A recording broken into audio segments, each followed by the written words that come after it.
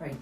ඔයාලා දන්නවද ඕනෑම සංඛ්‍යාවෙන් 5ක් කියන්නේ කීයක්ද කියලා හොයන්න එකපාරටම. right. අපි අද යමු ඒ වගේ ගණන් ටිකක් හදලා බලන්න. හරි.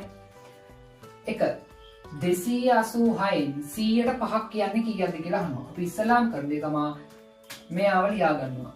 286 එයාව බෙදා ගන්නවා ඉස්සලාම 10න්. උත්තරේ මොකක්ද? ඕනෑම සංඛ්‍යාවක් 10න් බෙදුවොත් අපි දන්නවා දශම ස්ථාන එකක් අයින් වෙනවා.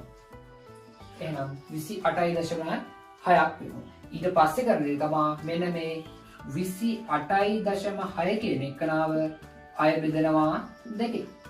right 28 දෙකෙන් බෙදුනොත් 14යි දශම 6 දෙකෙන් බෙදුනොත් 3යි. එහෙනම් අපි කියනවා 286න් 100ට 5ක් කියලා කියන්නේ 14.3ක් කියලා.